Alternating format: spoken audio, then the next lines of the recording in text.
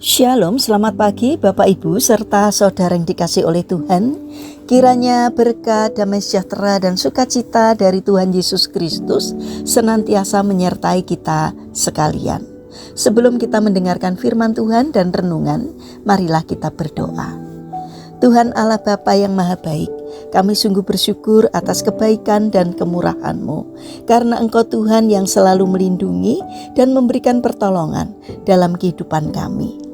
Jika saat ini kami akan mendengarkan firman-Mu, kami memohon Tuhan mengurapi kami dengan Roh Kudus-Mu agar kami dapat mengerti dan memahami apa yang Tuhan sampaikan kepada kami.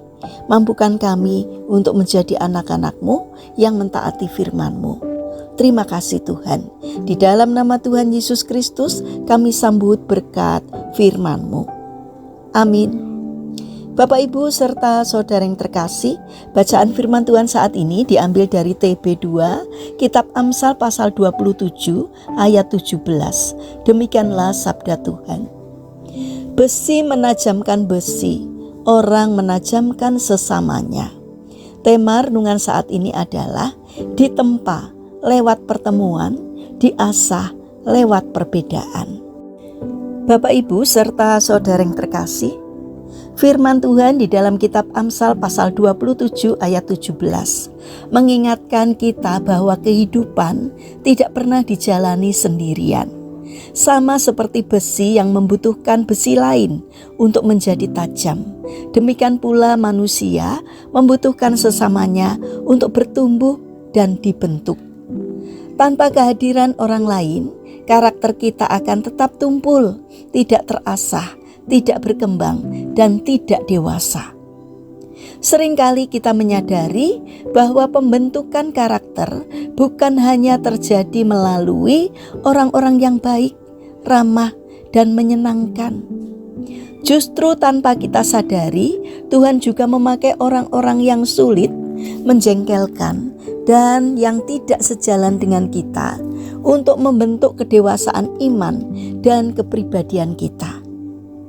Tidak jarang kita bertanya dalam hati, bahkan memprotes Tuhan, mengapa Dia mengizinkan orang-orang dengan sikap yang menjengkelkan dan menyebalkan hadir dalam hidup kita. Namun firman Tuhan menolong kita memahami bahwa tanpa mereka, banyak sisi dalam diri kita tidak akan pernah diasah. Misalnya, teman yang keras dan tegas melatih kita untuk berani berdiri pada kebenaran. Teman yang lembut dan penuh pengertian mengajarkan tentang kasih, kesabaran, dan empati. Orang yang cuek menantang kita untuk belajar peduli. Orang yang sombong membuat kita tidak nyaman, tetapi justru dari sanalah kita belajar tentang kerendahan hati. Bahkan orang yang mengecewakan kita melalui janji-janji kosong, mengajarkan pentingnya menjaga perkataan dan komitmen. Pengkhianatan yang menyakitkan pun dapat membentuk kita menjadi pribadi yang setia dan dapat dipercaya. Bapak Ibu serta saudara yang terkasih, semua pengalaman ini menegaskan bahwa Tuhan bekerja melalui relasi. Setiap pertemuan, setiap konflik, dan setiap kekecewaan dapat menjadi alat Tuhan untuk membentuk karakter kita serupa dengan Kristus, asal kita mau belajar. Yang penting adalah sikap hati kita.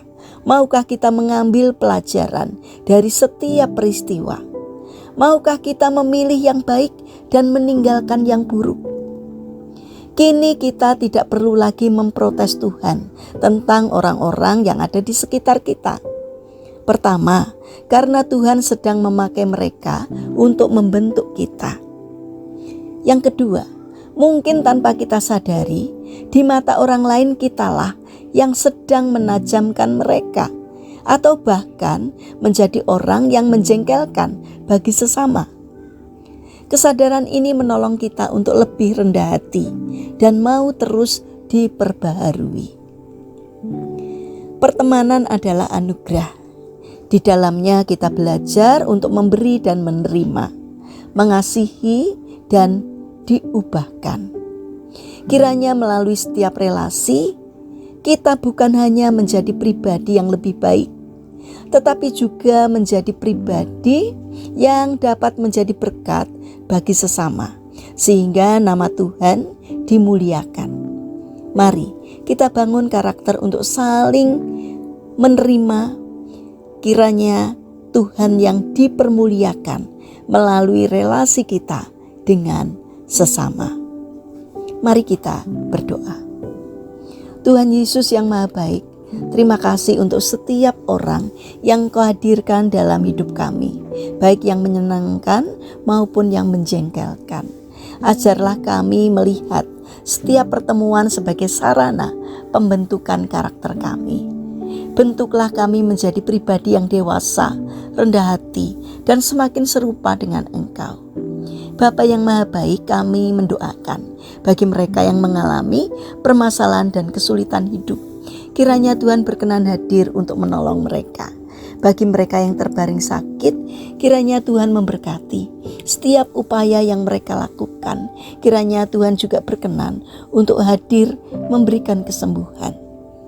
Bapa yang Maha Baik, kami ingin menyerahkan setiap rencana dan aktivitas kami hari ini kepadamu.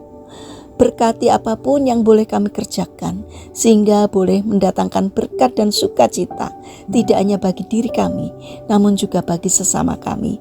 Terlebih kiranya apa yang kami lakukan boleh berkenan di hati Tuhan. Terima kasih Tuhan. Kami serahkan seluruh doa dan permohonan kami kepada Allah yang Maha Kuasa, yang kami kenal di dalam nama Tuhan Yesus Kristus. Amin.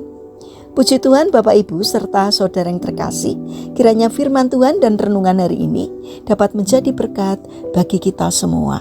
Haleluya.